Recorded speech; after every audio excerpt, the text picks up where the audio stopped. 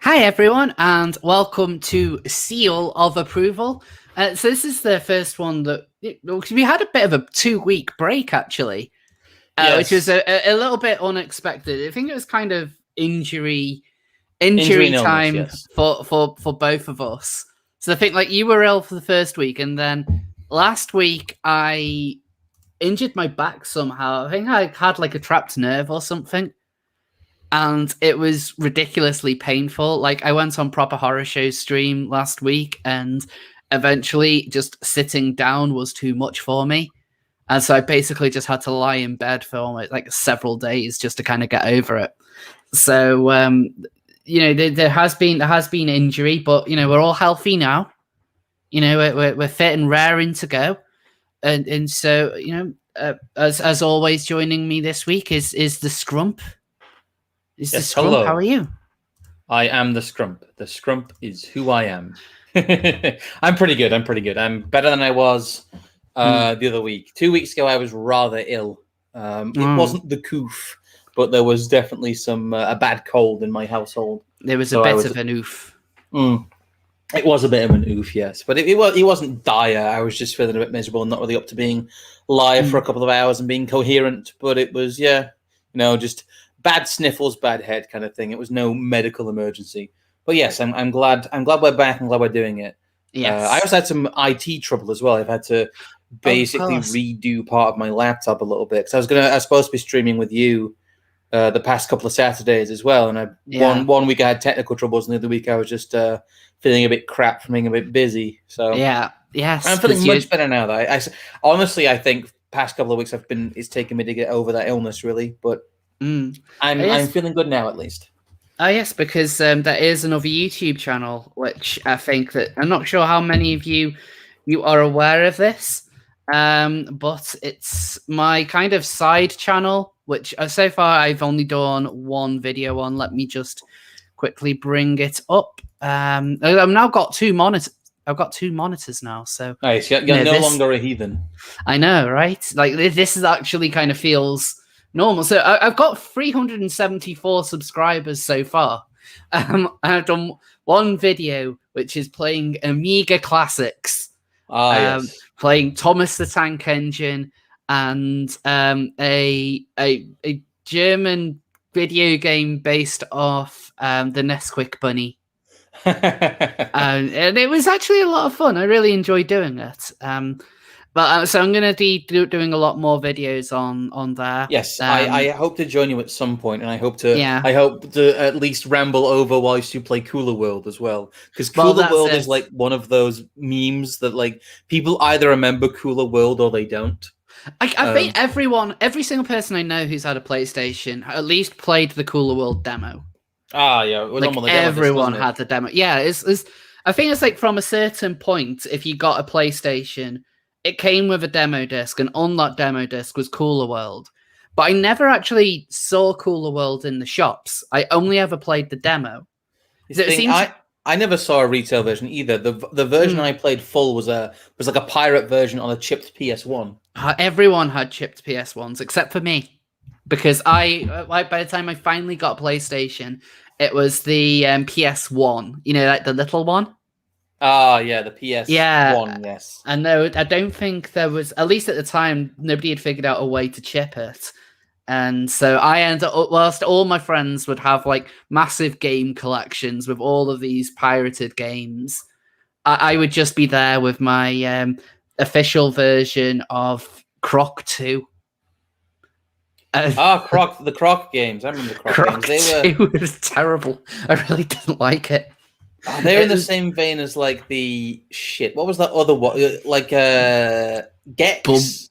Yeah, it's like Gex, Bubsy, like all the really kind of like the real try hard 90s platforming Ah, characters. yes. Like it was one of those, and it just had really weird, almost tank like controls Oh God, yes. for a platformer. See, I played all of these. I Yeah. basically played most of the PS1's library at the time. The only decent PS1 platformer that I can remember, as far as like is like Crash Bandicoot and Spyro. There was And, like, they a would lot seem of to be good the like. ones that did it right. There's actually a lot of good 2D platformers on the Oh PS1, yeah, like like Rayman and Rayman, things like yeah. Pandemonium. Like, for me, like the original PlayStation title for me was always Vib Ribbon. Anyway, we should probably introduce Proper Horror Show. Well, that's it, because we should probably be saving our PlayStation discussion for when we have our PlayStation stream. Yes. Anyway, joining us this week is Proper Horror Show. How are you, love? Hey, I'm not bad. I'm not bad. I was hoping to come to you from a freshly rebuilt editing PC, but I can't because it's balked. Oh no! Wait, it's balked again, or it's still balked? No, it's good. It's back, but it doesn't like the microphone function. But that's boring. Well, let's talk gaming again. I mean, I never had a console, so the best I can bring to this is Commander Keen. No one on Commander Keen? I remember Commander Keen. I have all the games on Steam still because I got like the big ID software collection thing. I had them all in. I feel so validated. I have never heard of Commander Keen. No, Commander Keen. No, but then then look at my first video. Like, I'm playing a game where you play as a bee and you shoot fish. You know, none of you have probably heard about the brilliantness that is Apidia, which is actually a genuinely good game. It's ridiculously hard, but it's a really good game. Commander Keen is what id Software made before they made Doom. Oh, okay. It's this fun little platformer. You're playing this little kid going around killing aliens. You're wearing a football helmet. Oh, I know the one you're talking about now. Yeah. Oh, I've never played it, but I've heard of it. It was great. It was super good. Yeah, they did a weird 4th and 5th one with sort of updated graphics, but it's like, Commander Keen 4 and 5 are weird. We don't want to have good graphics here. What the heck are you doing? Oh my god, some Dungeon Keeper 2 mess here. Give me blocky graphics again. Just a quick super chat's come in from Gemai Cha. For $5 Hey Rose, just wanted to say thanks for all your work. It isn't very important journalism. Thanks again. Thank you. I know I've kind of after the last time where I said that I wasn't going to hit a rut, and I now kind of have as well. That there is a legitimate real life reason behind it, which is all to do with my day job, where it really doesn't leave me a lot of time at the moment. Like something like this is a lot easier and quicker to put together than a video, but the kind of busy period in work should be coming to an end soon. I'm still trying to get things done, but just kind of I don't know. I feel like I really need a vacation.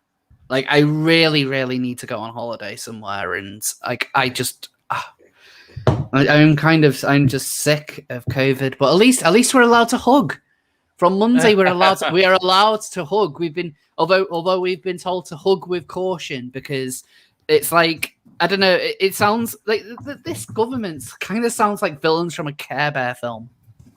It kind of does, no, not hugging anything but the hug. Time Stealer with the £2. The carrot wars are in full swing on Twitter. Luckily, we do have a carrot pill anthem that can be sung as we go into battle against the Labour dividers. Like that, I've got to be honest. Like, if is that the one which you sent me the other day? Because I'm genuinely impressed. I'm genuinely impressed with that. I'm gonna have to share a link to that in the description. I'm lost here. What are these carrot wars? So Proper Horror Show is really into this. This comes from Unpopular Opinions and the Deep Lore. Proper Horror Show is very, very much into her carrot pilling. So why didn't you explain to Scrump? Why didn't you explain to Scrump what carrot pilling is? Yes, I wish to be carrot pilled. Well, there's a very misinformed faction that think it's all wonderful in modernity to be sort of working with technology and electricity and pharmaceuticals, and they're ignoring that what you need to be doing is getting gruff and manly and getting your hands dirty in the soil, growing your own food, growing your own carrots. That makes you a manly man that other men will want to be around. Get together, compare tubers, manly stuff. Whereas Ocado makes you sort of weak and pale. I don't know. Round here we call that Ted pilled, but it's pretty Ted pilled. Yeah, there's a high overlap between postal appreciators and Postal and potato appreciators. Oh God, sorry, I saw a British Knight there talking about the Tasmanian tiger. Yeah, Yes, God, yes. Also- I yes, you should go subscribe to British Knight, guys. yes.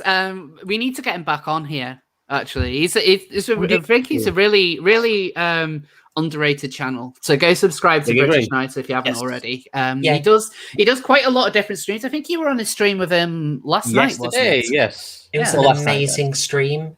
Guys, British Knight is this close. I made a hand gesture. Trust me, it was the right one. He is so close to 1,000. You could nudge him over tonight. Right, let's see how many subscribers he has. You can do it, British Knight. We believe in you. Let's see. You can do it. Oh, look at this. 949 subscribers to British Knight. Look, I'm subscribed. So let's see if we could get it. So let's see if you could get him to 1,000 by the end of the night. If you're watching this, and you haven't subscribed, then just go and give him a quick subscribe. Let him hit that milestone, and then he can, be happy, I guess. Not that he's not already happy. I'm sure he lives quite a cheerful life. Please, he's so sad. Give him 1,000 followers. But yeah, Ty the Tasmanian Tiger. I think that's been re-released recently. I'm sure it has. It's that again, like that came out a really kind of weird platforming period in the early 2000s where everyone had to use weapons, and I think with Ty he had a boomerang, but like everything was basically like Ratchet and Clank. Like as soon as Ratchet and Clank came out with guns, everything decided to copy it. And like I'm not a big fan of Ratchet and Clank. I'll be honest. Like, I can see why people like it. I can see why people like it. I just don't. And I honestly wouldn't be able to put down a reason. Pilled. Like, it's just I don't know. I don't know what it is about Ratchet and Clank. I've tried to get into it. I had one Ratchet and Clank game on the PS3, which is called like Age of Booty or something. Oh, that's like a weird expansion thing. That's not very good. Ah, okay. The Quest of Booty is like it's like a standalone expansion. That's one of the worst. Yeah, one of the worst pieces of Ratchet and Clank related media that's ever been created. I don't even think it has. Well, I don't even think it has Clank in it. I think it's just Ratchet by himself. Yes, and it's basically like a retcon for how you find him for the what is it? There's a really good game after that actually, which I forget the name of. God damn it! It's not Into the Nexus. That's not the very good one. It's one of my favorite games of the PS3, and I can't remember the name of it. No. But yeah, there are some pretty good Ratchet and Clank games on the PS2. The PS2 game is very good, and Tools of Destruction is pretty good. But A Crack in Time is the PS3 one you actually want to play. Yeah, I think like this is the thing with a lot of PlayStation exclusives. I normally hear about how they are like the greatest things ever. Like Last of Us. The amount of times I'd heard from people who played The Last of Us that it was apparently the greatest game ever made. And then when I played it myself, I just found it too overhyped and I just could not get into it. No, sorry, Crack in Time is really... Sorry, I would highly recommend that game. give Ratchet and Clank another chance, guys. Come on. But as we're speaking about video games, there's a meme that I really want to share about one of my favorite games at the moment. This guy. Oh no! Oh no! Oh no! This is this soy baby from Resident Evil Village. This is their final form. Like honestly, when I first came across this thing, it genuinely terrified me. Like it's probably the scariest part of any Resident Evil game. But as soon as I saw this image, and now I just can't get the idea out of this like massive soy chunk just chasing you around the house, like wildly crying and complaining, and it's just so perfect. It's like the face is saying, like, "Oh, my wife's boyfriend's got me the new Resident Evil." Oh no! Simon Butterfield at the £5. I used to love the Repton games on the Acorn Electron. Yes, I'm old, lol. best wishes to you all. I'm not. I used to use an Acorn in school. Oh, the Acorn Electron. Fuck me. I don't know which one the Electron is, but in school we had Acorns in our computer lab for the longest time. The Acorn Electron is from like the early 80s. It's basically like the BBC Micro. Oh, it's that old. Yes. Oh. I used to have an Acorn Archimedes, which is, as I keep telling people, the original platform for the ARM processor. I don't know what that is. A weird piece of history. But anyway, sorry. Which I don't know what that is. Oh, as in ARM architecture, as in the architecture that powers every smartphone. Ah, okay. Oh, British Knight with another £2. I'm flattered, truly. Thank you. Yes, thank you. Oh, that's sweet. But yeah, I really recommend Resident Evil Village to anyone here who's thinking of getting it. Like, I know we're talking a lot about video games at the moment. I'm pretty sure not even for £5. I hate that baby and everything he stands for. Like, yes, like I fucking hate it as well. Especially like it's kind of hard to talk about it too much without spoiling as and when it turns up. But like the tension in that moment, I've kind of probably ruined it for everyone. Now I'm just comparing it to a soy face, but up until then, like it is really, really scary. But Resident Evil Village is kind of like a cross between 4 and 7. And like I really, really like 4, and 7 I'm currently playing through, and it is really good, but it is quite scary. And so it's not as scary as 7, except for this baby, which is scarier than anything in Resident Evil. But anyway, we've been talking a lot about video games. Even though, like, you know, I have like almost like a dedicated channel to talking about like the off-topic stuff, like video games, and you know, I'm going to be talking about Disney and cooking and all of that fun stuff. But you know, here on the Rose of Dawn main channel, you know, on main. You know, what we really kind of talk about is seals and news. Yes, the seal, a very good segue, not stilted at all. No, we talk about seals and news.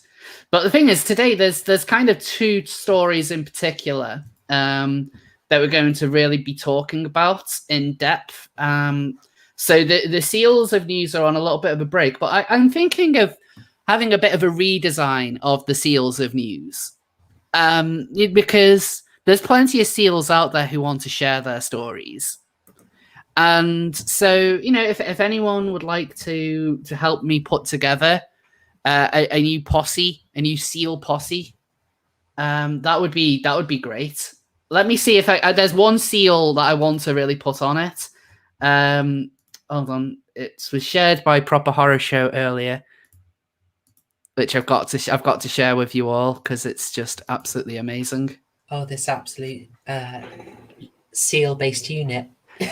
Look at him, North F Seal, absolute unit. Yes, he's there with flat cap.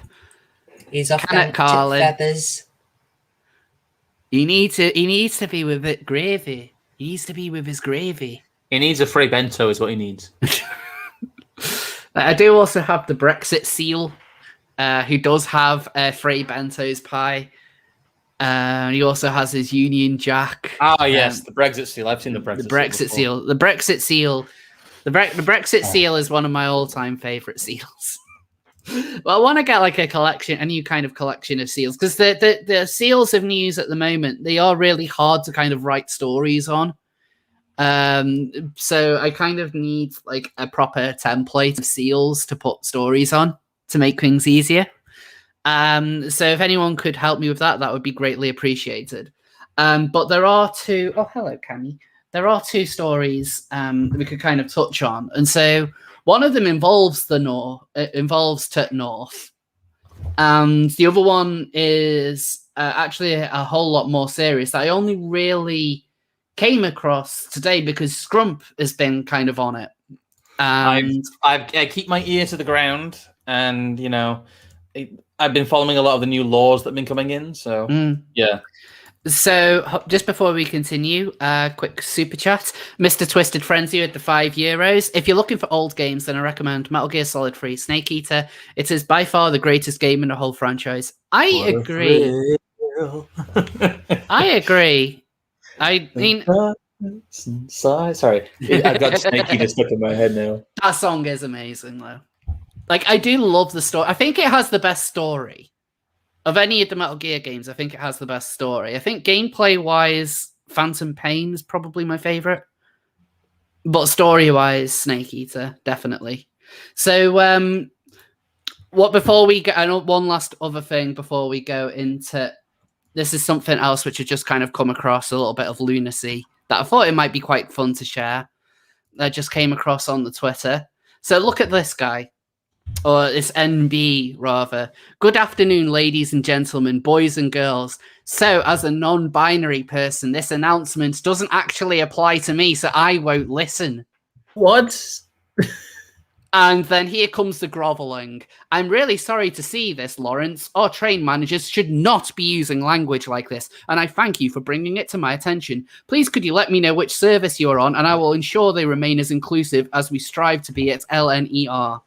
They just got challenged.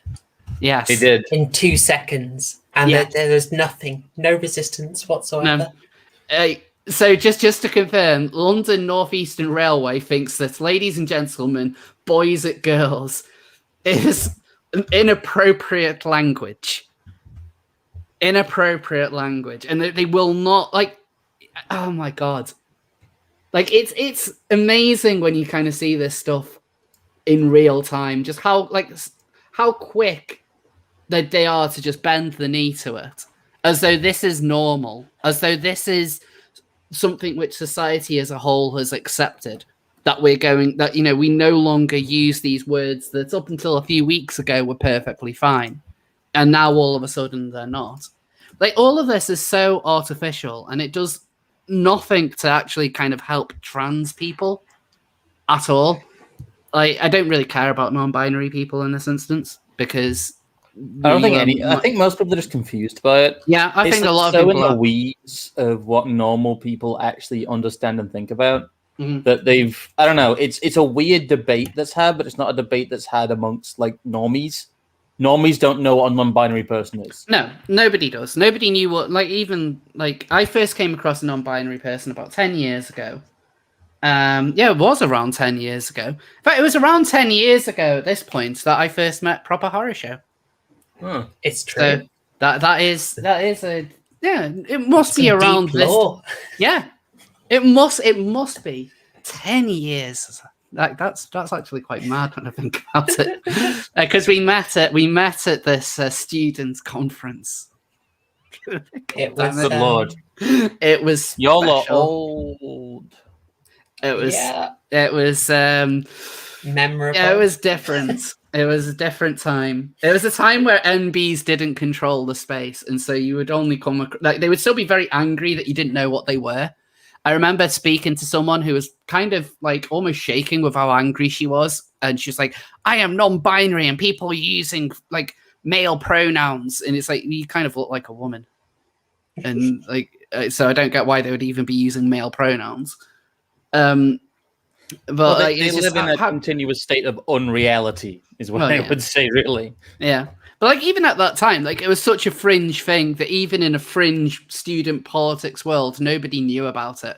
And now all of a sudden, big corporations are like, yes, of course, we'll do whatever the NB say. It's kind of interesting, isn't it? It's almost like it wasn't an organic process. No, none of this is organic.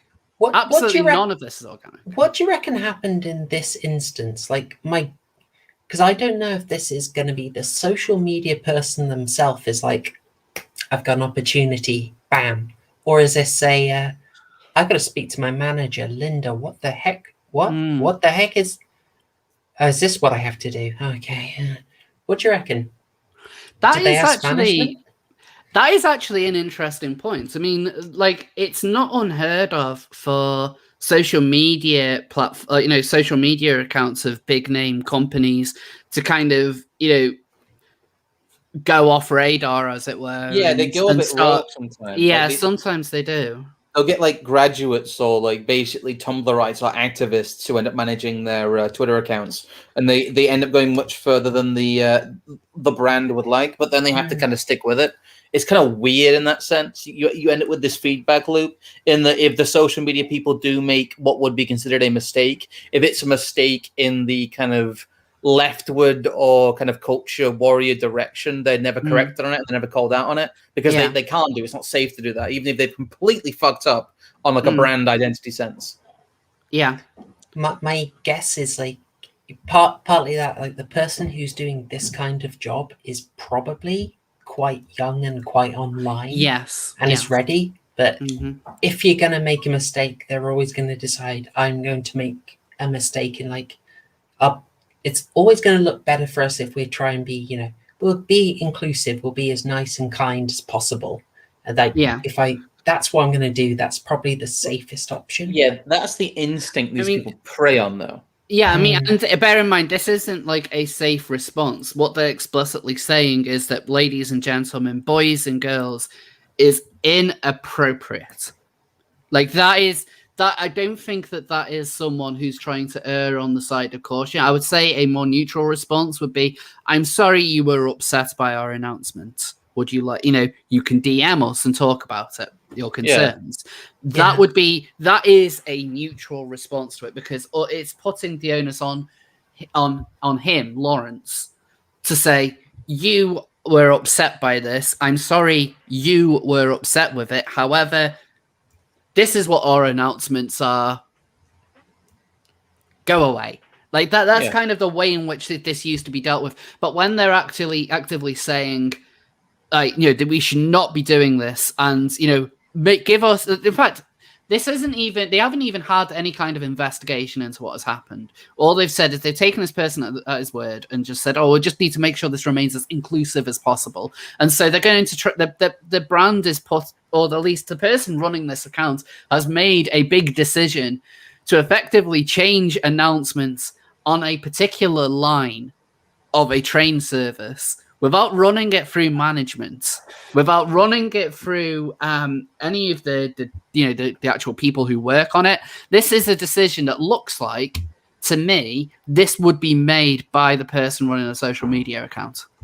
Yeah. That's because a lot of the time, bear in mind, a lot of managers and stuff, unless they're a specific manager of the social media account, which there could well be. I mean, big brands generally would have someone, depending on how active they are.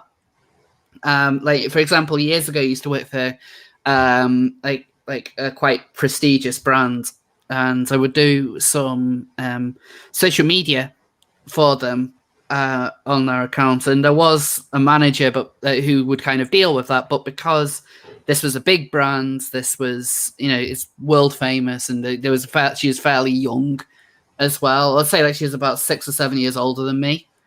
So still fairly young. Like, she understood how Twitter worked and social media worked. But something like a train company, they're not as like hip and popping fresh. So there might not even be anyone who has any insight over this, and so it could really be that this person has just decided to make a company-wide decision just to please face mask pronouns in the bio. Yeah, this is the age we live in. Well, the problem is, if they don't do that, if they give a response that isn't this, they run the risk of losing their job. They really do. They have to bend over backwards and pander very hard. That's basically what the environment teaches them. So I can't really blame them for this. I mean, I would go back to my original response, which is the way in which when I've been trained to deal with this kind of thing on social media, you try and be as neutral as possible. You don't own up to any kind of mistake. You shouldn't, because you immediately kind of open yourself up to, right, you agree that there's a problem. Now I want this and this and this. You open yourself up. They're lucky in this instance that all Lawrence wants is for them to change all of their announcements to suit him. I know it's not good, but I think in a sense that they feel trapped, especially when it's like gender stuff. Yeah. Oh, absolutely. Like a lot of companies that are kind of getting involved in agenda stuff have absolutely no idea about it at all. Like they in fact, a lot of them probably don't even have transgender staff. They're just saying all of this because it's kind of the trendy thing. It's, it's cool. And yeah. We've got some interesting information there from Murgoot in the chat. Okay. So Murgoot's saying that the person is the RMT Union LGBT plus union rep. Now, Now, that makes sense. Murgoot, is that young Lawrence, or is that the social media rep for LNER? Can we get a? Let's have a look. That's a bit tasty. We got the old what's this called? Thank when you. the Fresh off the BBC does presses. this with NHS workers. Yes, who they are do. only workers for the NHS, and that's the only thing they do. Don't ask about anything else. Okay, I think we just got some input from Gatsby, who has an opinion on the matter. I wondered what that screech was. Hang on. Let's have a look. Oh, okay, so accounts on lockdown. Oh my. Right, okay. I smell trouble, guys. Yeah, apparently, according to Mugger, it's the Lawrence 123 person is the RNT Union. I can hear him screaming. He's just come in. He's demanded some fuss. Oh, Lawrence, that is what we call an undeclared interest.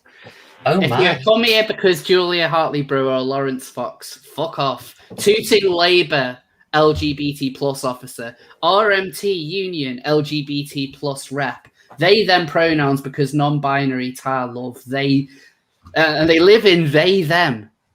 They live in they them. Well, I don't know. A paranoid person would think that was a kind of deliberate action, not a sort of genuine, organic response to hearing the LNER. Paranoid person might think that. Good work, Murgoot. Yeah, like I said, a lot of this stuff is like internally astroturfed. They'll have planned responses for kind of pet issues that they have. And like I said, all of this really is, it's not real.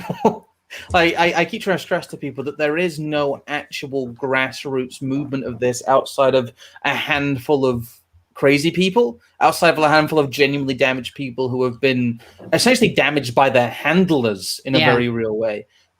You have these true believers, but then you have a lot of these union and kind of activist kind of astroturf agents, in which part of an organization will pretend to attack another part of an organization to then compromise and bring forward their agenda. It's what governments do. It's what happens all the time, and has been happening for decades. What will happen is someone will go extremely far in a ridiculously extreme direction, like saying, ladies and gentlemen, we need to get rid of this, or we need to get rid of that. And what they'll do is they'll do lots of little compromises like this, and they will make a big show of doing it. And you're right, quite often it is internal elements of that who make a kind of big show of it and pretend to be, spontaneous actors. It's a very, very common thing. And it's kind of funny to see an example of it here, because it's very rare you'd actually get someone, even in the crazy clown world times we're in, who genuinely is upset about that. And if it kind of came out of nowhere, you wouldn't get a response like that from the union. It makes a lot more sense now. I would just compare Scrump, you're dead on there. Let's, just for a little evidence, let's compare the response to young Lawrence there to the responses going in when, what was the latest example? Birthing people. Instructions about birthing people. Was that instead of Mother's Day? And they I know people were pretty upset, but the language didn't change, I notice.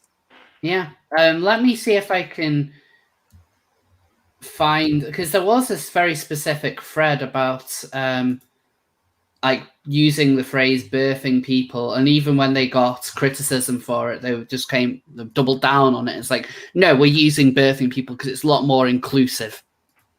It's like these kinds of things, they're not, these aren't the language of the normal man, woman, or child. Like these are all activist circles with people trying to use whatever brownie points that they can because they know that's the best way of progression. And I think that this is actually a good kind of spring off board to talk about Labour. Because I think a lot of this is very relevant to what's been going on with the Labour Party recently. So just kind of as a backdrop, just got this story from Nigel Farage on the Telegraph. If you think Labour is in a bad place now, you ain't seen nothing yet. Basically, he talks about the way in which UKIP voters, if they moved from Conservative to UKIP, it would normally UKIP would just be lent their vote for the EU elections. I saw this. This is Nigel Farage basically admitting that he's a disruptive element to fold people back into the Conservative Party, because that's what he is. That's what so what he's saying is, like, traditionally Conservative voters would stick with the Conservative Party in a general election, but when it came to the EU elections, then they would give it, because they wanted to send a very specific message about the EU, they would be voting UKIP. However, Labour voters, once the Labour voters changed from voting for Labour to voting for UKIP, it was both EU elections and general elections. So that's one of the points that he's making, and a lot of it is just to do with how out of touch Labour is. Like, we've just been talking about the pronoun brigade on Twitter, and you've got that Lawrence openly a member of the Labour Party. That's the kind of person who like the Labour Party. Think back about its inception. Think back about when it was, what the hell is going on here? Like, think back about when, like, the Labour Party first began, and it was for the workers, particularly in the north, working in, like, the factories or the mines. Well, the Labour Party has always been the political wing of the unions, but they have, since the 1920s, been folded into the British establishment. I mean, the Labour Party are there essentially to do what the Tories can't openly do, but want to do, or at least that will allow to happen. They are a classic example of, like, elite cycling. Not to get too far into what I've been doing recently, but it's a real case. The Labour Party only ever get in power when the establishment wants something done and the Conservative Party can't do it without tipping their hat that they're just not Conservatives. But that's not happening right now. What's happening is Boris Johnson has run roughshod over the country by promising them Brexit and just bringing in all the agenda stuff that people didn't want anyway.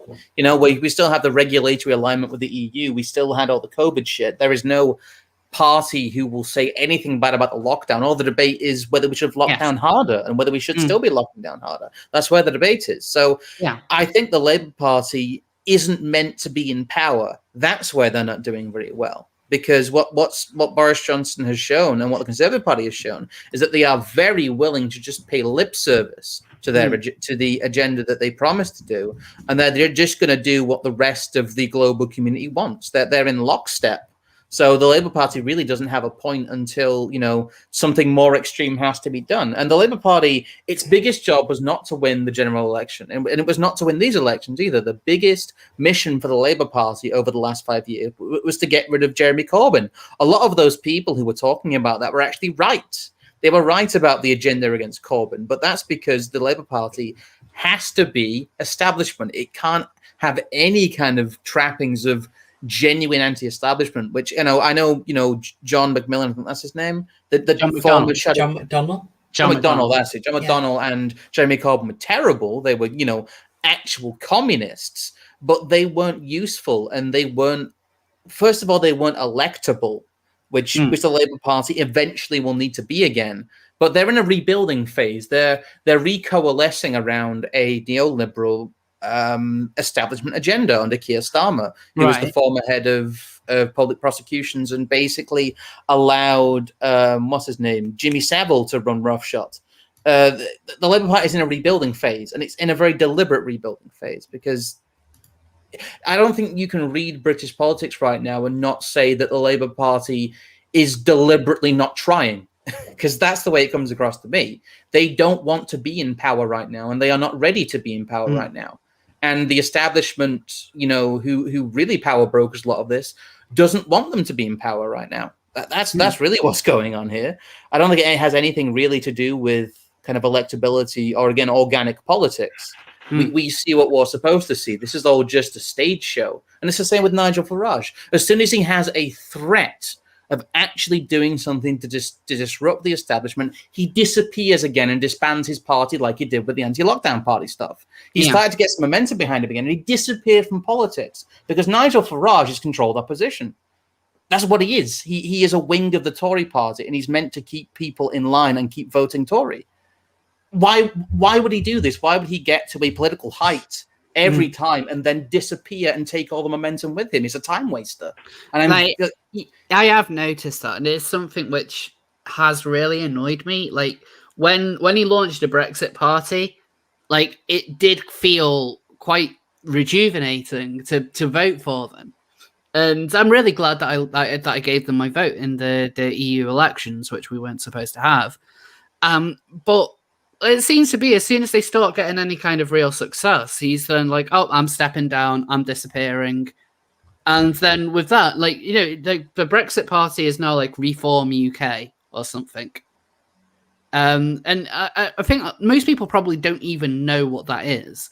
Like I keep on forgetting what they're called. Like, 'cause I get it confused with like there's like a Reclaim Party, which I think is Lawrence Fox's, and then there's Respect, which is George Galloway's, and there's all these then there was parties like the Union like Party, whatever it was called, the one that was the dissident, like anti-EU conservative, sorry, the pro-EU conservatives. I can't remember what they were even called, but they got trounced again, and that had a very similar name as well.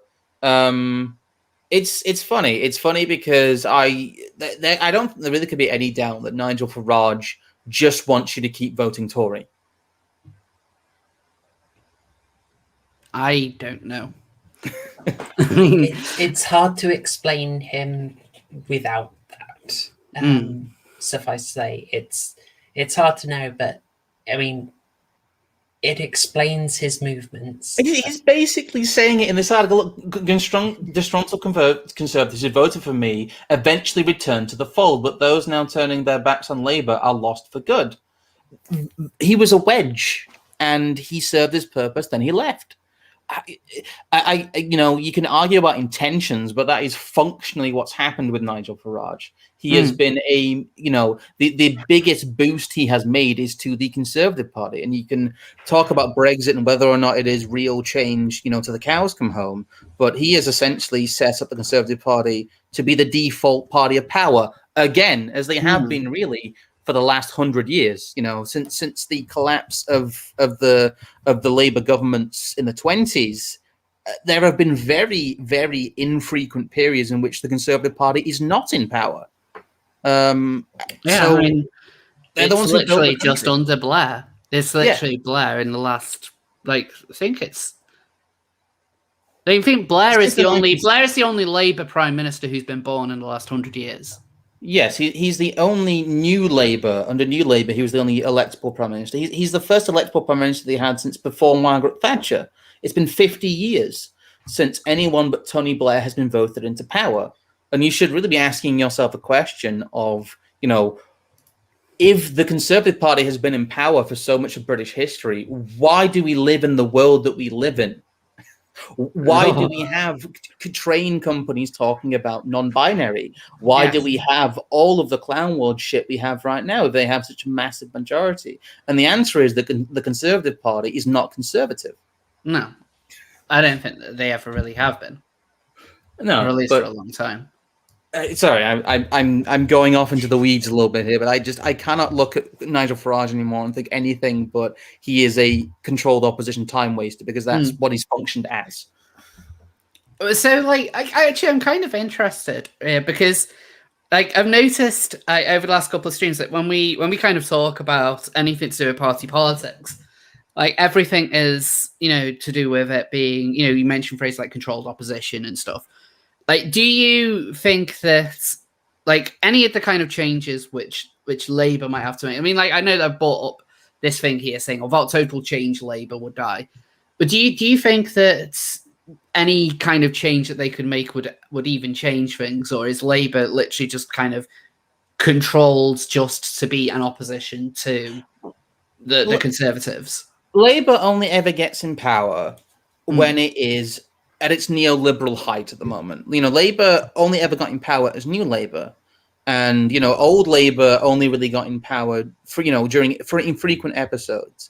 I think what really is going to happen is that that Labour has to show itself to be the useful wing of the establishment again. They're going to be cycled back in when people get sick of all the shit the Tories are pulling. They'll go, fuck you, Boris Johnson. I'm going to vote Labour this time, and they'll reinvent themselves again, and they'll come up with a Blair figure, or Starmer will be reborn in the British press as a Blair figure when people get tired of Boris Johnson, and the faces will change, but the song will remain the same. But does any of this involve changing to win over the working man? No, I don't think any of it does. No I think chance. the media tide will change against the Conservatives. I think people will just get sick of the people who are in power. Who else are they going to vote for? That's the thing. When the Conservatives fuck it up so badly that the country hates them, which they will do, it inevitably will happen. It's like when people got sick of Tony Blair and Gordon Brown. Who the hell else are they going to vote for? They're going to vote Lib Dem. they collapsed them. They're going to vote Green. They're certainly not going to vote UKIP or anything Nigel Farage is behind, because every time he gets a political mandate, they disappear. So they're just defaulting. Every time there's a political failure in this country, there are only two political parties, because that's all there is really allowed to be. So it doesn't matter what Labour says or does, really. When people get tired of the Tories, they will vote Labour, because that's the only other people they can vote for. And I hate to sound depressing, but that's just the sad reality. You can have a blue government or you can have a red government, but it doesn't actually matter. and the last 40, 50 years of British history have just proved that. So is democracy a sham? Yes. I think maybe. Who knows? Yes, but to an extreme degree, I think. Well, it's not the politicians who really run things, even openly. I mean, the Bank of England, they handed over monetary policy to. The civil service, they're not elected. We have this entire class of technocrats that do not change when the government changes. And we have this layer of world government above country governments that apply extreme pressure to any country that steps out of line. I mean, look at how the rhetoric and the extreme pressure they put in places like Brazil. I don't understand how you can think having a different government is going to fundamentally change the way the power structure works, because despite all the rhetoric, it didn't, things didn't fundamentally change under Tony Blair in terms of the economy. Things didn't fundamentally change in Tony Blair with how the country was run. All he did was put the pedal to the metal in terms of welfare state and immigration, and brought in a load of draconian laws, which the Conservatives never repealed. So it's a case of, it's a wink and a nod. Okay, here's another way of phrasing it. What government in the last 50 years has completely dismantled the agenda of the previous government and has repealed, to a noticeable degree, legislation that infringes on British civil liberties?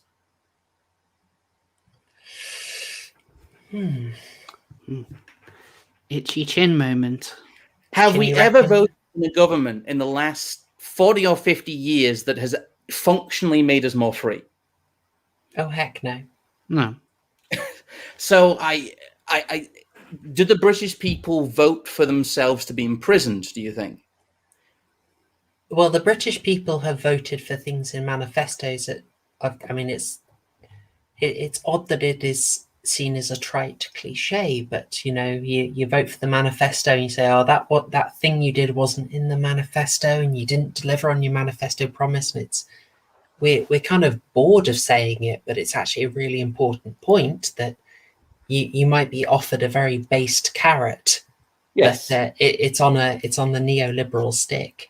To give two interpretations of following on from Scrump's thing, if you take the Peter Hitchens approach, you might say that the best thing you can do is you've just got to abstain. You have to let the Conservative Party collapse. This is what he said in the Cameron Delusion in 2009. He said, you've just got to let them collapse, accept the Labour government, do not vote for them. And with the Conservative and Unionist Party gone, you have a chance of something a little bit spicy that might actually deliver on what people want. But if you take the view of, say, someone like Robert Michels, he'd say that where you have a structural function, like say a very large government, a very powerful state position, that will inevitably be filled with the people who are going to do exactly what current elites do. It's the nature of the position is that it will be taken over by a certain kind of person. I just wanted to prove that I read books. No, it's true. Like I said, with like the lockstep that's been going on with internationalist policy, I think that at the moment, there is. Who are you going to vote for? Who is going to row back to a sane political environment? Like who?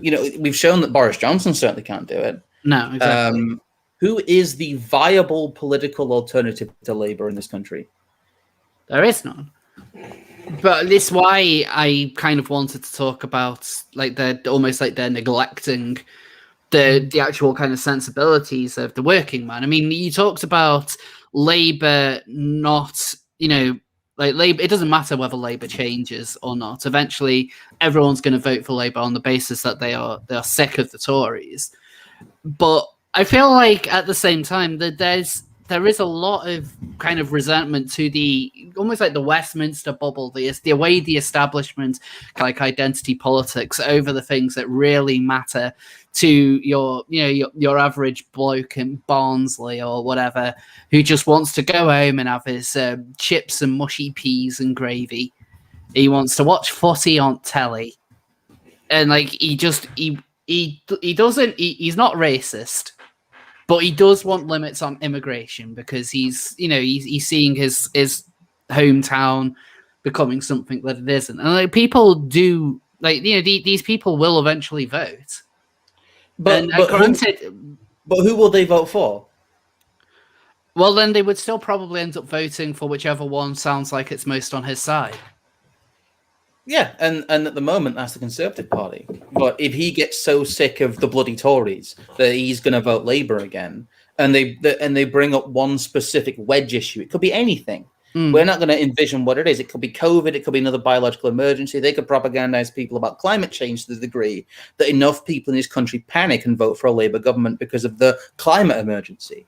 It's like the popularity of the lockdowns here. If they're able to get one overriding issue like Brexit that short circuits the political debate, it doesn't matter how horrible their policy is in every other area.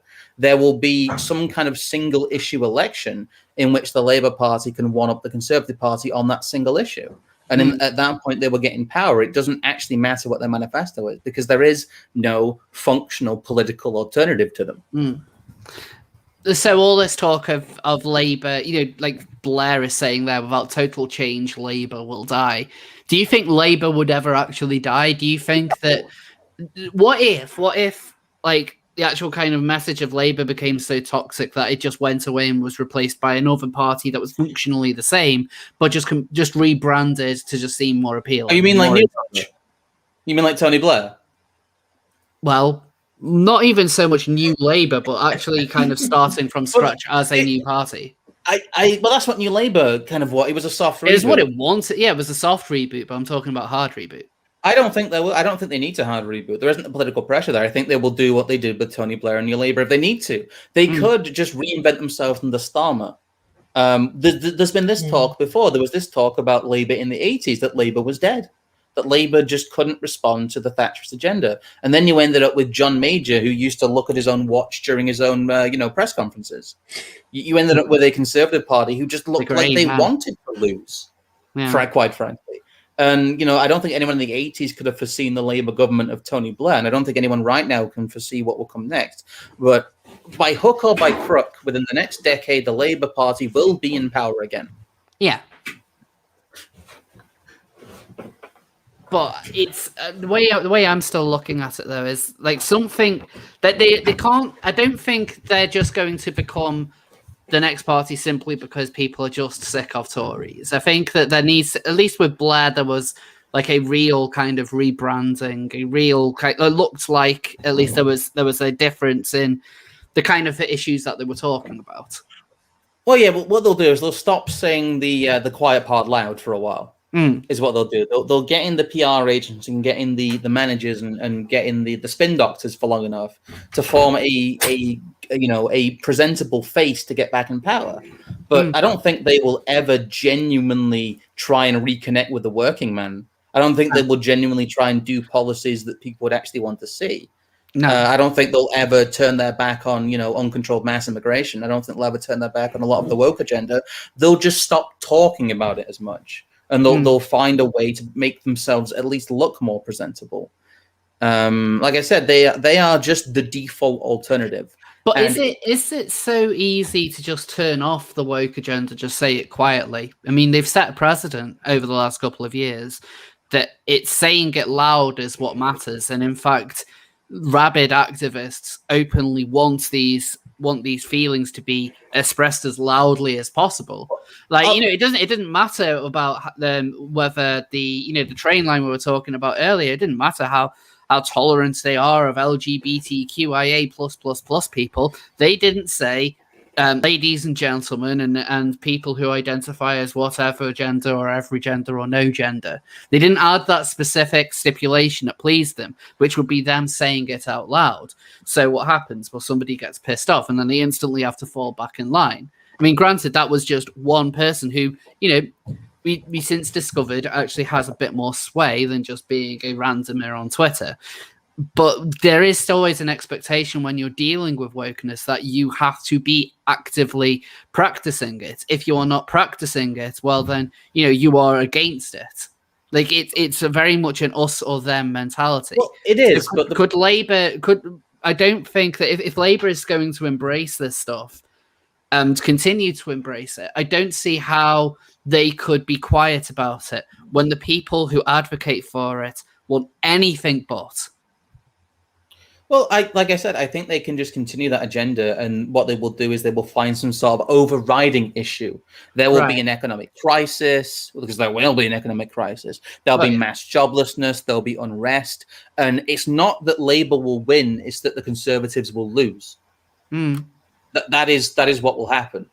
And I like I said, all I need to do is adjust the PR a little bit. There's also the issue that what was unthinkable in the 1980s is now mainstream now. Well, yeah. And what they do by being so extreme and having the Conservatives compromise with them, which they do, is they drag the Overton window ever leftwards, as they have done for the last 50 years.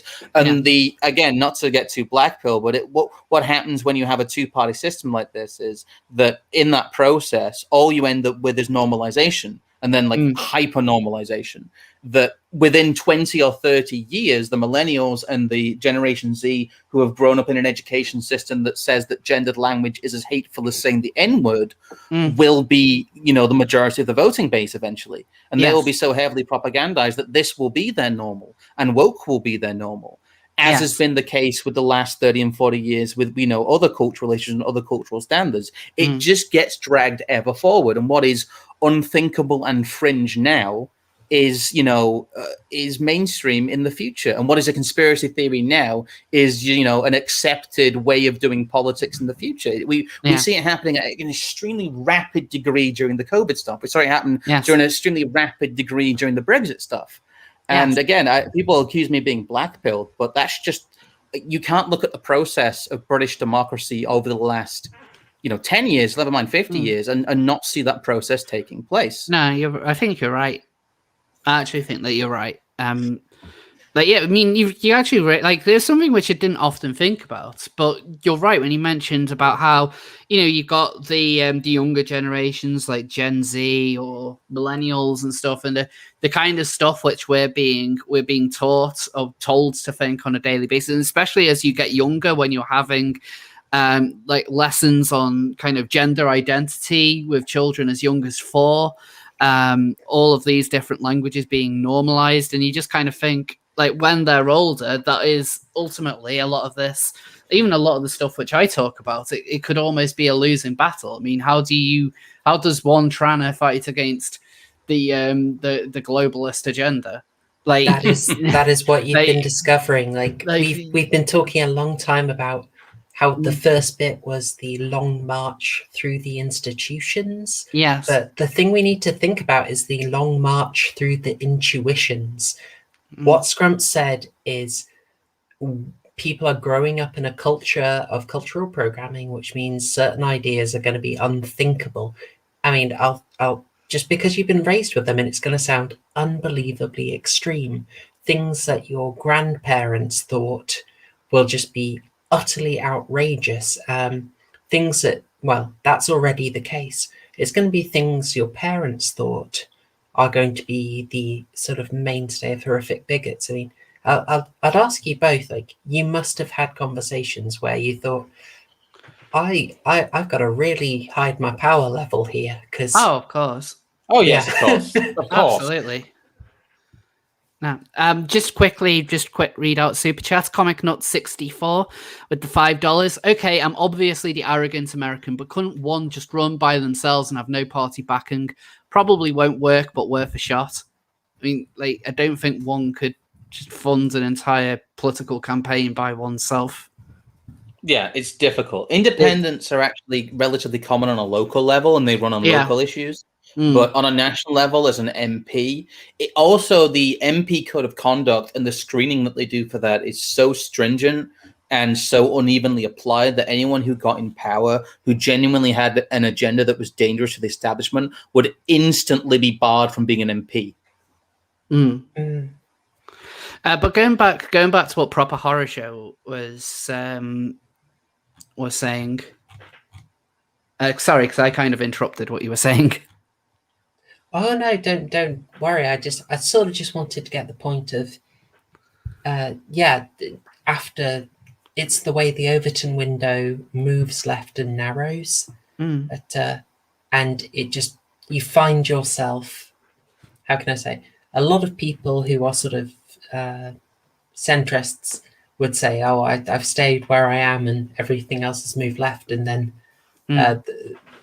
I think views that are on this stream will be seen as absolutely outrageously fringe, lunatic, black pill stuff to them. And it's just sort of, it depends how far you want to draw back your historical lens to, at which point something becomes radical. But I was really interested in what you raised about the idea of, can you stop the woke train? And when you said that, I was trying to sort of rack my brain and think, well, momentum got shut out of power, but they've not exactly gone away. And I was trying to think of like woke on woke fights, but it's still kind of one side won. And I'm just trying to think, can they be shut down? Well, could it not just be working the same way? I mean, the way in which a lot of this has been done, as you mentioned, is the march through the institutions. And surely that works both ways. Granted, they'll weight it in their favor, but it's never going to be an impenetrable fortress. Well, I had a thought about that, and I think the way you lose the march through the institutions is basically very good, strong tactics, gatekeeping tactics around the fulcra of power. So an example of that is that someone comes into an institution, it's a free-for-all. Let's go with a fun example. We're going to say give me a hobby quickly. Knitting. Knitting. Okay, we'll go with knitting. There's a knitting society, and someone comes in and they're keen to take on an admin role. And who wants to do that, really? Yeah, cool, they're keen. Let's go in. And when they get in, they pass a policy, and the policy is framed as being, say, you've got to be. We're an inclusive knitting club, right? Well, who wants to be a horrible, bigoted knitting club, right? No one. So that we are an inclusive knitting club becomes a rule. If you want to now come in from the bottom and try and retake that institution, you're not just fighting popularity, you're fighting a rule. You can be kicked out automatically. So that's sort of the way, and it works in institutions as well. It's kind of like what Swamp said, is things are set up to screen you out. Like if you, it's a lot easier to get in a, say, an inclusive language anti-hate speech policy than it is to get rid of one. Yeah. Because the very act of fighting against those rules would probably be grounds for removing you. I'm going to say there's a bit of ooh-wooing in the chat about coming in from the bottom, but I was going to make that as well. Damn, I didn't say it. Sorry. Woo woo daddy scrump. Yes. Hollow 1916 with the €5. Seeing Fauci play word games and denying he didn't fund gain-of-function research in Wuhan was funny. The lab leak theory is real. They're afraid. Oh, he's talking about the Fauci connection to the Wuhan lab stuff, and that basically that the lab leak theory has gone from sidelined conspiracy theory to borderline mainstream acceptance. It's kind of weird watching it in real time. It's about a 3-month pipeline, I'd say. It's maintaining about 3 months. I don't know. What do you guys think? What's the pipeline these days from conspiracy to accepted truth? I mean, it depends on whether we're looking at Alex Jones or not, because he seems to be getting a lot quicker than normal. Like, there's things that he was talking about only a few. Like, there's a great Twitter account which is called Alex Jones Was Right, and it's actually let me see if I can find it. Alex Jones Was Right, and it just has like loads of. It's just. Here we go. Right. Okay, let's bring this in. Okay, so this is Alex Jones Was Right Twitter. So babies are cute, but they may not be environmentally friendly. By owning a pet, you are doing more damage to the environment than you might realize. Like here we go. Yeah, so you got the famous turning humans and frogs gay. Ah, yes. Hormone disruptors. Yeah. So like he's so there's loads of different stuff on here, but basically Alex Jones. I mean, we even talked about this in like a stream a few weeks ago. I think you even called it Alex Jones Was Right. Like, this is like it is kind of strange how things which were, we kind of like, I don't know. It feels like conspiracy theories aren't what they once were. Like when I was younger, a conspiracy theory was about, aliens, like Area 51, real X-Files kind of stuff. And now it's just kind of government agendas. And really, the conspiracy theory has become anything outside of the mainstream narrative. It's any belief that is outside of the increasingly narrow political orthodoxy you're allowed to engage in. Like basically saying that masks aren't as effective as they're saying they are is a conspiracy theory rather than, just a counterpoint in a debate. Yes. Well, it's the same way they say like an anti-vaxxer isn't just someone who thinks that like vaccines are harmful. It's an anti-vaxxer is now apparently also someone who disagrees with mandatory vaccinations. So they kind of stretch the meaning of this kind of conspiracy thing to mean just not what was until like just over a year ago a common viewpoint. And so maybe a lot of this talk about conspiracy theories is more that the definitions keep on the definition of what even is a conspiracy theory keeps on changing. A conspiracy theory is a belief the establishment doesn't like, and a conspiracy theorist is a person who holds beliefs that the establishment doesn't like. That is basically the functional definition now. I did very recently have this with like the latest example was like, I don't know about this app, like checking in everywhere you go. I don't know about that. Kind of seems like that's going to be basically getting used to tracking you and used as digital ID. And then I saw that in the Times that's going to happen, and it went very rapidly from no, come on, don't be unrealistic. It's not going to happen to. Well, yeah, but it's actually a good thing. So I've had this happen with like 4 things recently, all in that area of no, come on, don't be crazy. Oh, well, actually, it's a good thing. mostly around my, lockdowns will be extended. Mm. They'll come up with an excuse. It's like, I really wish I'd put money on that. Sorry, I'm being really ranty tonight. I should have stuck on Commander Keen. I'm so sorry. That's it. We started listening. Like we actually started on really, really wholesome video game talk, and now we've moved on to basically kind of black-pilled conspiracies. Like I think this is acceptable. I think this is an acceptable evolution of the show. Oh, big super chat from Neil Morgan with $14.99. Hey Scrub, can I suggest a book for your democratization series? The Accidental Superpower is an insightful book. It was written from a neoliberal perspective that I would like to see you react to. Oh my god, there's so much literature we're not going to have time to get to in that series, and I'll add it to the stack. But like, holy god, we've not even got into like a lot of the Burnham stuff yet. We've not even got into a lot of the Soul stuff yet. It's just there's so much reading. Well, the thing is, I'm still reading through one of the things that you advised me on like a few weeks back. I think you and Duncan. I can't even remember off the top of my head now. Just because my brain's been so mashed with so many other things, and then there's this like 400-page book. Is it Leviathan?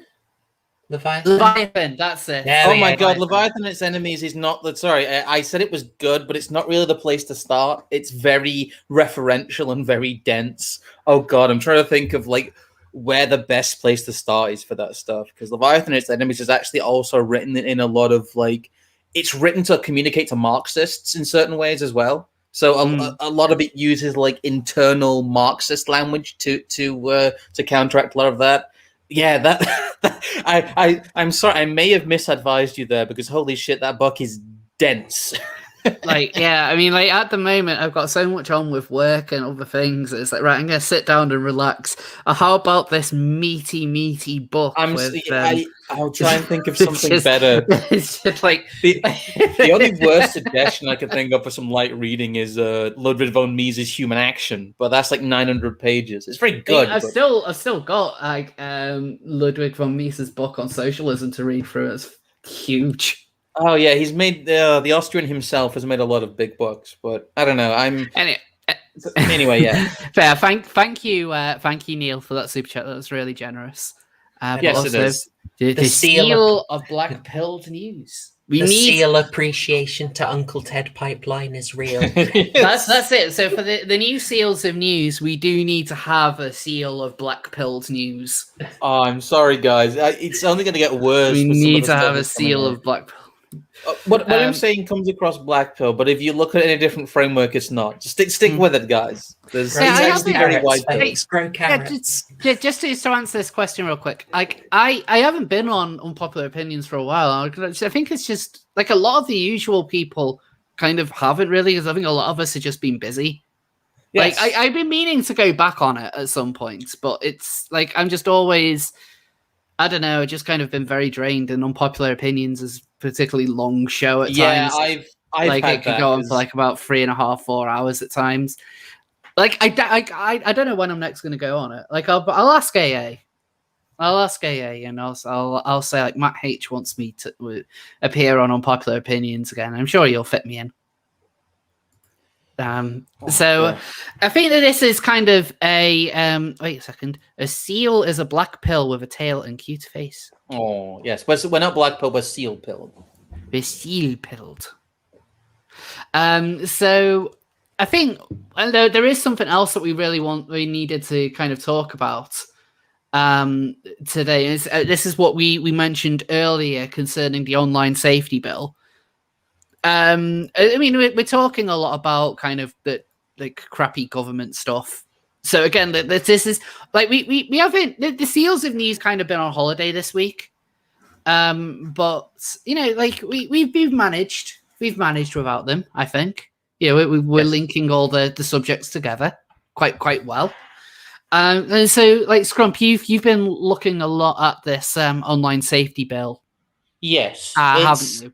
It's not surprising. It's been in the works since their whole porn license framework fell Yes. apart, because people kind of fell into that trap and said, this framework's unworkable without stuff around it. So they went away and they made it worse, and they basically turned it into an entire framework to control the internet.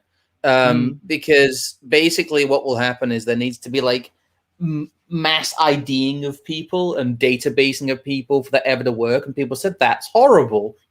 We don't, without going into a massive authoritarian nightmare, situation, this won't work. So instead of going, okay, this won't work, they kind of went, yes, let us go into a very authoritarian nightmare situation to make this work. And like I said, this isn't something that surprises me at all. In fact, I've been waiting for this ever since that was withdrawn, because that seemed to be the logical next step. Yeah. Because I think it's mentioned near the end of this story, but the Telegraph has been talking about basically using ID for everyone online to try and get around. They're framing it as like stopping children seeing harmful stuff and stopping people seeing this and people seeing that. But what it really means is, in conjunction with the ID, the digital ID, and the whole attribute stuff. I think we've talked about that before, actually. The whole attributes and the start of a British social credit system. Yes. This is the other side of it. This is the application of it. And what they're going to do is they're going to make this nightmare unworkable framework, and then bring in social credit score and digital identity as a solution to fix it and make it more convenient. You can really see the pieces falling into place, and they're getting people used to doing that and scanning in and out of things with an app through the COVID tracking stuff and through now the COVID passport stuff, which they still haven't ruled out using domestically. Yeah. They never ruled that out, by the way, guys. The NHS app is becoming the COVID passport for international travel. It's already become it for international travel.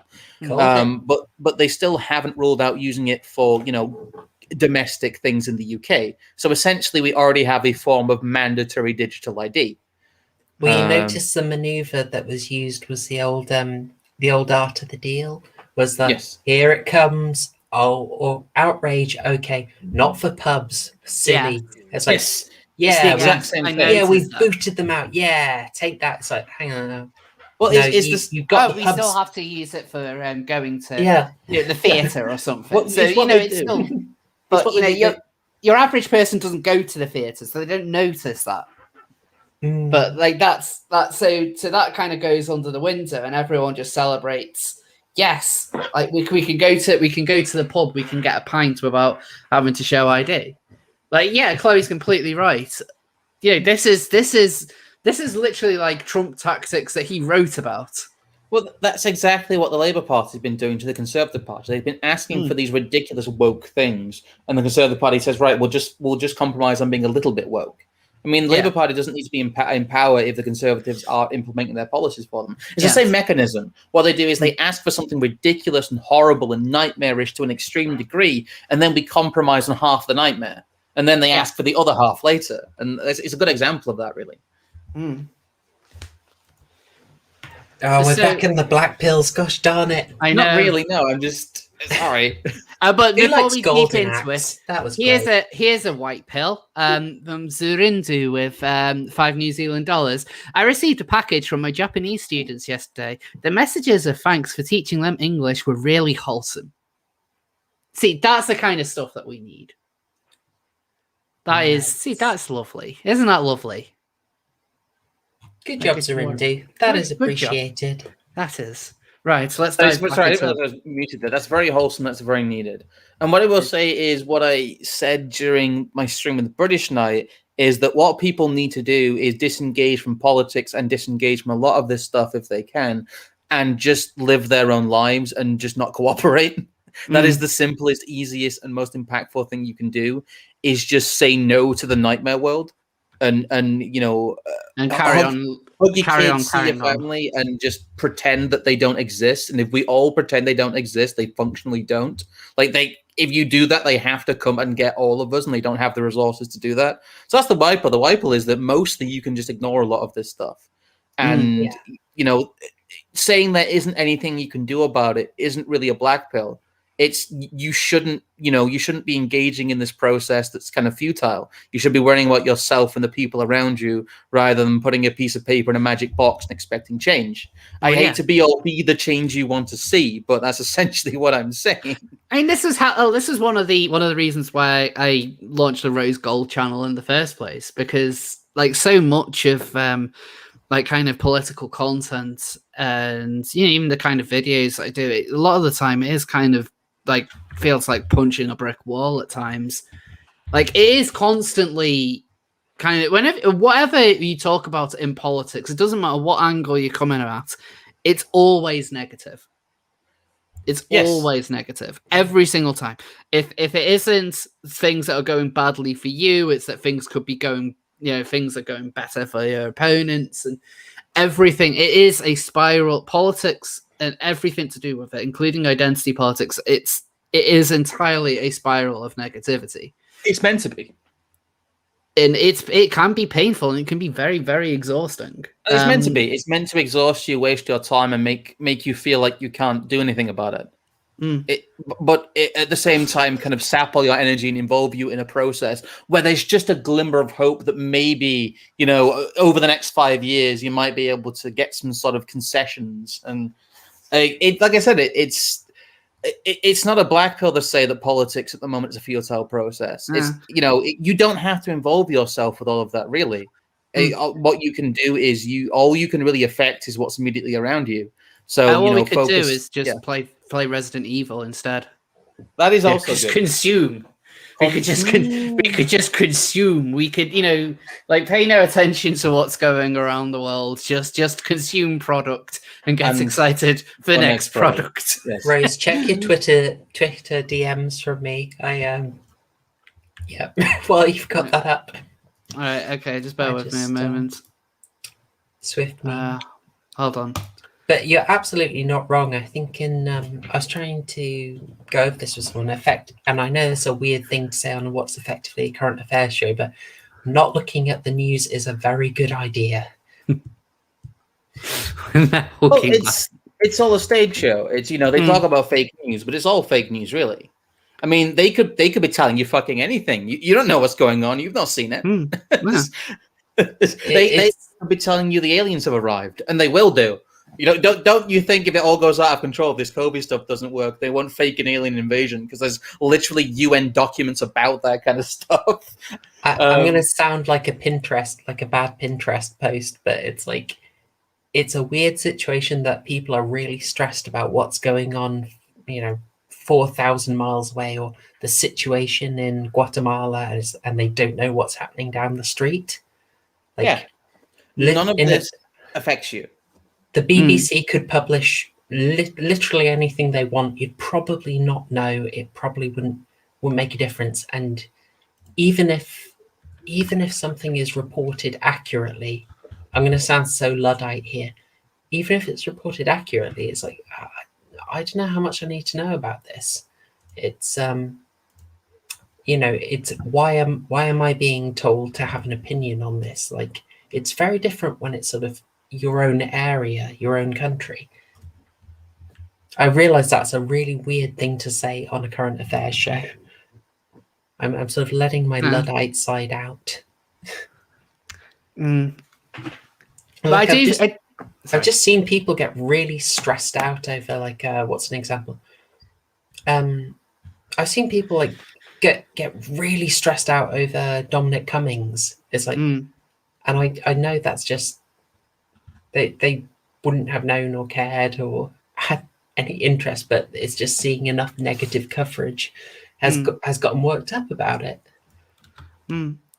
Like, you know what? Like, in a way, there's things that I think that we could kind of focus our time more on. I want to show you something. Like I want to show you a video of a bloke who I think really has the right idea for this kind of thing. So let me just see if I should be able to share with audio. There we go. So like, look at this bloke here. It smells. Let's have a look. Yeah. Gosh, the vinegar all going in. It's not absolute It's a bit quiet for me. Oh God. Right, let's get it on here. Oh, Got it the should pop-up be. table here, look. Oh, I can hear him now. There we go. Bosh. Are we ready for this? Look what he's got. Oh, Right, so. All right, so What, it's £2.80. He's so chuffed. I love it. £2.80. You know what? That's not bad. He's not got many chips there though. Yeah, stinged Yeah, him but on the chips, he's- but that's a no, big but- portion. but what he's got is a deep fried battered Oh, chip butty, Oh, With- right. gravy, mushy peas, Get it and right mint nice. sauce. That's good thick gravy. They've not watered that down. Where's the mushy That's peas and mint beautiful. sauce? Is it fried That- in the chip butty? Yes. Ooh. Jeez. Oh dear. That's, So this that's is- it's a bit this is- Scottish. This is being sold in Leeds. So it's nice crisp batter. Nice and You know, the soft. batter's not too bad. That might not be terrible. It's I really don't like people who like do the whole deep frying thing, and you've got to get the batter right. That's the primary thing you've got to do. Look how chuffed he is. He's having a great I time. ain't gonna He's lie, loving it. Oh, he's loving it. He's loving his deep. He's loving his battered chip butty. What are we worried about? But like this, This is like Baz Meat's report of the week. I know, It's not yeah. actually chaos. Every day he has he uploads a different video The peas and the where he just basically goes to Chippies or like gets a kebab or curry. Is this like the takeaway version of the whole boiled mince channel thing? Tastes a bit like Oh no, this guy is a lot different to Kay. the crunch to the batter. Like he's basically he's just like Peter Kay Oh my food reviewer. God, But, like- you for a while. Like he's just so I wholesome. know I've been missing it, but He's just so He's wholesome. very wholesome. come back and have a And I like, love look, seeing agree. the, butty. I he's love seeing enjoying that gravy. That's so good. Up Mm. it up. I usually go for the curry sauce because we don't do the gravy so much 'Cause you're where I vegan. am. Deep fried. Well, yeah, I don't know what's in it, but the trouble is, you get the curry sauce from the fish and chip shop. It's like So I know what you take a gamble. That gets watered down all the time. I ain't kidding. Yeah, you got to know your chippy, really. You know, you got to Yeah. be quite cautious. There's Like, quite a good I'm- chippy near me that still uses like beef dripping. Oh god. Whoa, whoa. Tradish. There's two amazing chippies near my flat at the moment, like within a few minutes walk each. You compare it to London. Like London, there was where me and Proper Horror Show used to live. There was an all right chippy nearby. That's pretty good. Like it was good for London. London. Look at him. Like it was good for London. Get the But like chamois as soon leather as you out. kind of go outside of London, you go to proper British chippies. Mm. Yeah, London's really, really bad for like British food, Yes, it is. as you would imagine, because it's not a British city. But Mm. Yeah, London's great for international cuisine, but not so for British cuisine. Well, no, it fucking sucks, and you can't get chips and gravy in some places.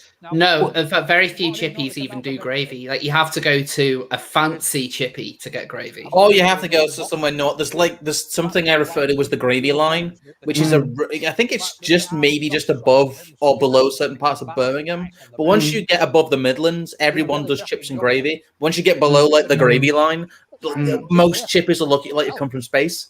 Yeah, like I'm kind of lucky here. So I live in Buckinghamshire at the moment, and they do gravy here, so you can get chips and gravy. Yeah, it's not a restaurant meal. I don't see cheesy chips out much. Like I that do was all you had in Cardiff. It was all cheesy chips. But See, this is the content that we should be producing. There used to be, Go up What north. a flavour of this. you know, a good chippy though, if it's chips and curry sauce, is really good.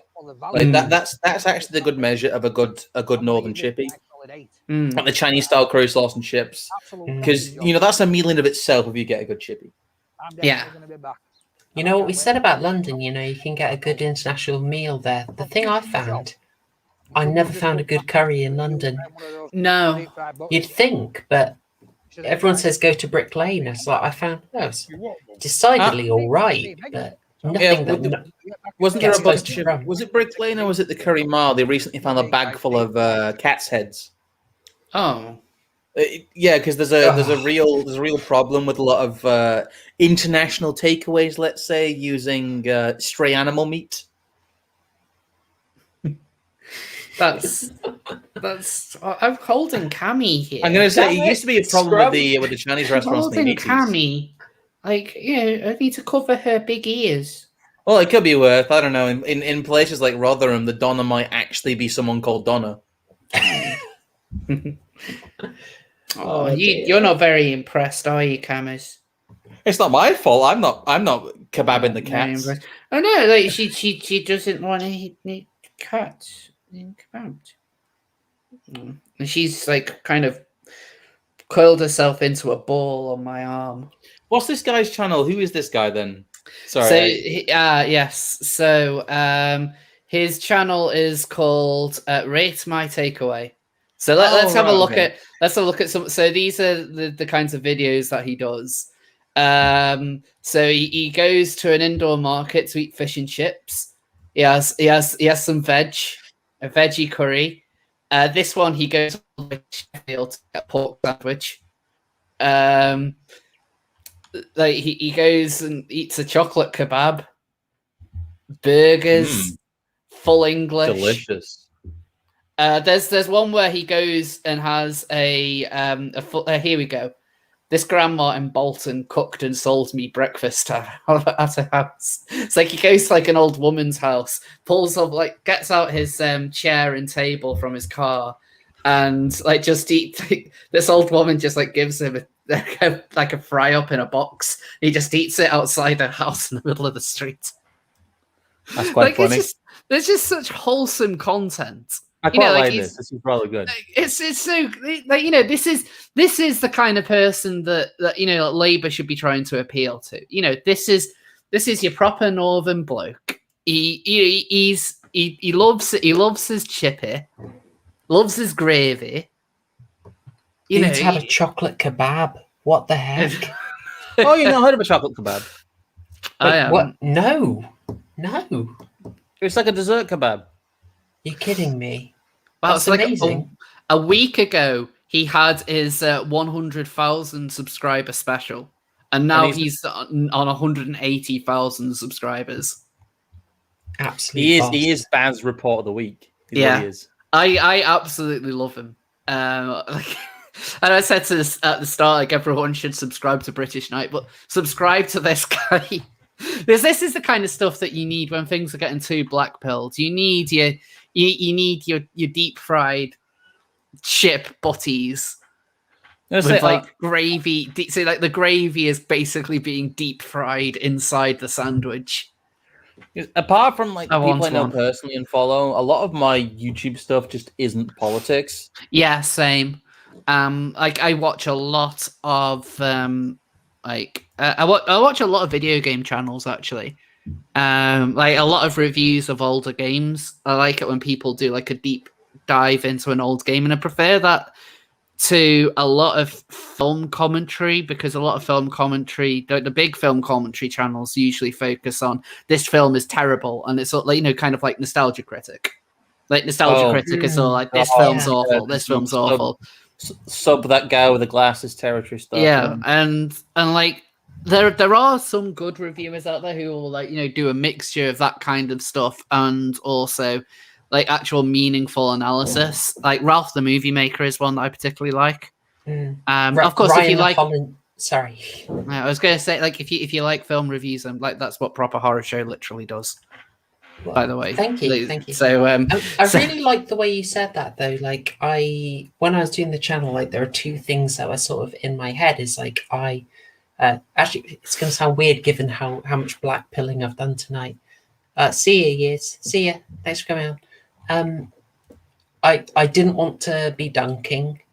I think because I'd seen enough films dunk on horror. Enough channels like just dunk on the horror films.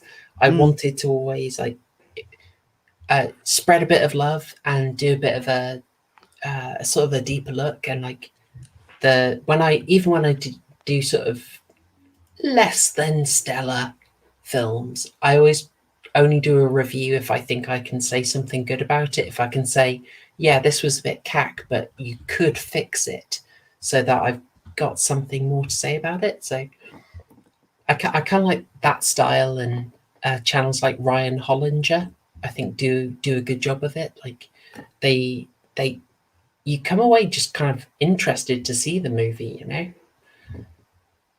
I talked for way too long there. Sorry. This kind of show the kind of things that I'm into. Like, if you look at the different channels I have, I've got like cooking channels, lots of video game channels. You know, I've got stuff like, you know, the Tide Pod Eaters and Quartering and Omegon. You know, like a lot of these like kind of political channels. So like, bear in mind, like a lot of these are also like my friends as well.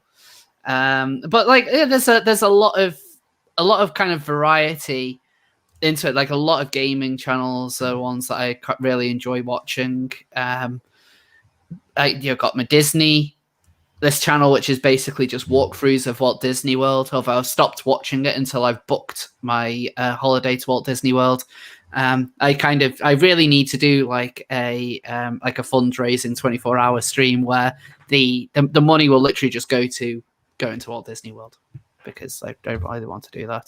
But then there's this guy as well. This is one of my favorite YouTubers at the moment. Hey, where my southern folks at? Yep, I'm going way back down there with you, because what are we doing? We're talking about grits. But I'm not talking about grits just for breakfast. I'm talking about shrimp and cheesy grits with all of the good vegetables and all that flavor to bring it out. Come on, me and the southern folk will wait on you this time. We got manners. I absolutely love that guy. Like he's a proper cowboy, like an old schooly cowboy. Like I actually have his cookbook.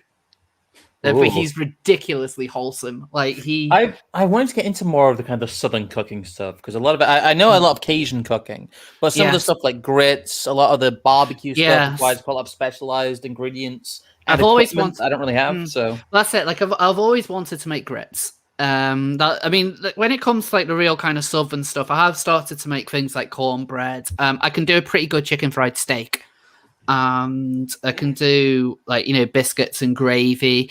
I want to try fried green tomatoes as well, as they look really nice.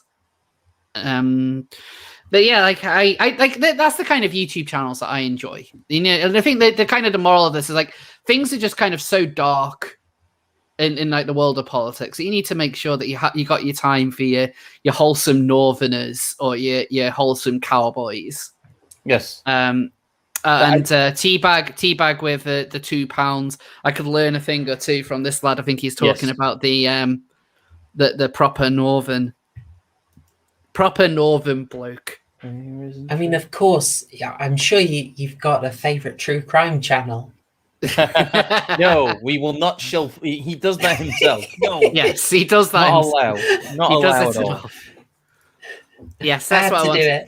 Fried green tomatoes. I've heard such good things about them, but it's actually kind of finding decent tomatoes. Tomato. You know, potato. Yes. Yes. So like with that, because like things kind of got really like started off on a really light foot. And then they kind of got quite dark and depressing, and you know, now Cammy, need to move. Yes. But no, I think it's time for our seal of the week. Bring it. Yes, I think it's time for our seal of the week.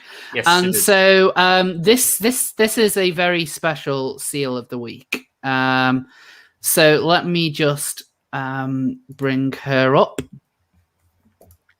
and I'll share her with you. So this is a very important seal of the week. So this is Mango the seal. So Mango was a rescue seal. She bounced. Yes. So she basically was rescued 3 times. Like, and each time she was released, she ended up having to rescue her again, and eventually she was deemed not suitable for release, and so she ended up being homed at this place called Ocean Connections, which, if you are a theme park buff like me, you might notice is very, very close to Hershey Park. So this is a theme park which also has a seal sanctuary attached to it, which is kind of unique. But Mango became quite big a couple of months ago. Let me see if I can find the very specific video which she became famous for, which is unbelievably cute and educational. basically showing everyone how seals move. Where is it? Here we go. So there she is. Oh my goodness. There she is. This is a bit of education. So this is called galumping. where they bounce. They use their bellies to kind of bounce along the floor. And there she is. There's Mango. You see? And so she's done a lot of good educating the public. Galumping, it's called. Look, here she is on Valentine's Day. Look, she's getting some fish pops. Galumping sounds very Jabberwocky. Look, that's a word I've used for decades. I never knew it came from seals. That's a amazing. galump is a kind of a, what do you call it? It's a movement which isn't exactly. It's kind of like the opposite of elegant. But yeah, so this was Mango. Now, sadly, a couple of weeks ago, it was announced that Mango had cancer, which was it was. I actually kind of cried as a result of it, and unfortunately, a couple of days ago, she passed away, and Oh no! So, the reason why I wanted her to be the seal of the week, because she was a very entertaining seal. Like, she was, you could tell that she was happy. She lived a good life. She educated people. She got to have fun. She actually had a daughter whilst in captivity, who lives at the center as well. Her daughter's name is Coco. And I actually have some of her merchandise. I've got some of her t-shirts, one of which Cammy destroyed the other day. Oh no! Ripped a load of holes into it, so I'm gonna have to get it repaired. Yeah, perils of having a cat, especially one who loves climbing up you. Yes. So I wanted to dedicate this week's seal of the week to Mango, because she is a good seal, and this is her daughter. This is her daughter, Coco. Okay. So look. Oh, that's cute. Look, she does her wiggle. See, she's really cute. She's wearing a Hershey kiss. Yes, she's got a tinfoil hat. She's Alex Jones pilled. Oh my god! Yeah, hold on, folks. M's in the chat for Mango. Yes. Pay respect. Good stuff. Hold on, I need to. Right, I might actually have to have that in the seals of news. Like tinfoil hats. That's great. We're keeping that. I think that's amazing. Water guns. Right. Okay. They put chemical in the water, and now I'm looking forward to Pride. Yeah. So now it's time to vote for who gets this week's seal of approval. So I've provided a link in the chat. So vote for who you think gets the seal of approval. So yeah, there's Coco. Whilst we're loading that in, have a look at some more of Mango's. Oh, look at this! Oh, just good look. seal. Just to look at her, I just love their eyes so much. Just look. I love the way they move. That is great. That is kind of wonderful. The thing is, they're very, very intelligent animals. And look, waggling. See, she was a lovely seal. I think she's very, very deserving. Oh, look, it's Easter. Easter seals. That is the biggest white pill going. Easter seals. We needed Easter seals. We did need that. This is what we needed. This is what you come here for. Oh, here's Irish seals. Look, it's so cute.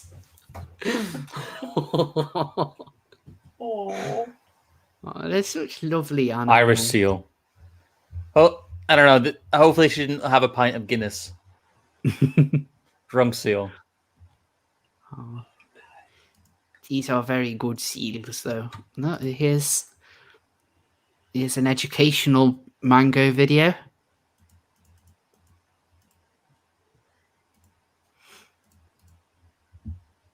Look. And so, okay, so I think we're ready to announce the results of the vote. Oh, do I need a drum roll?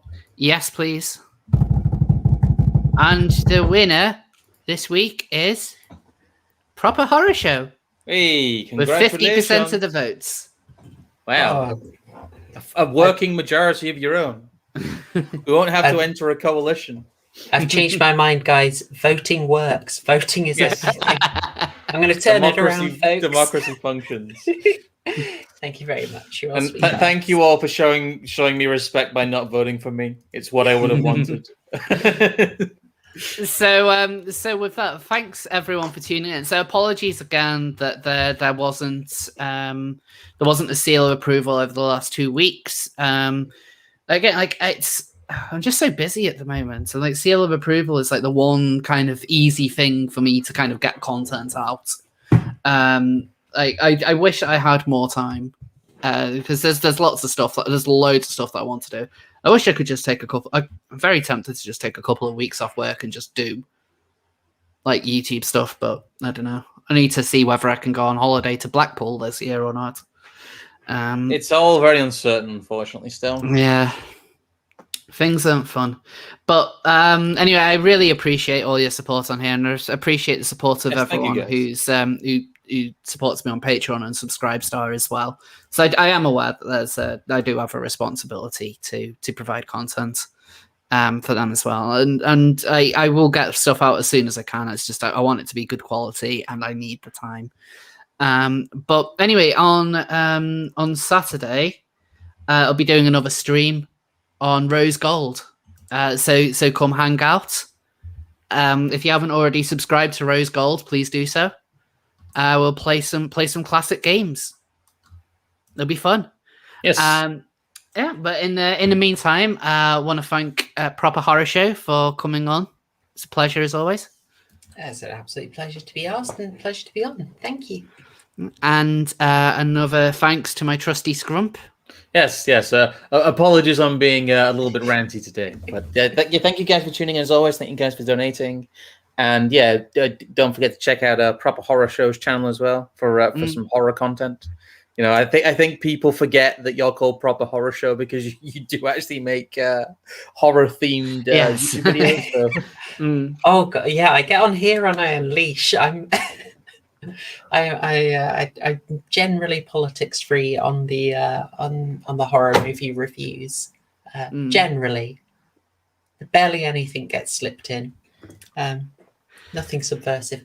But if you are interested in hearing us sort of have a good fun discussion about a horror film, I do a stream every Tuesday at 8. Rose has been a guest a few times and hopefully a few more. And Scrump, I am trying to get you on. So. I'm a busy person as well, unfortunately. But I do want to come on. I just have to figure out when I can come on because I've got all kinds of shit coming up. Really, it's all good. It's all gravy. Well, great. So once again, thanks everyone for tuning in. Thanks to my guests. We'll see you all next week. Bye. See you next week. Bye. See y'all.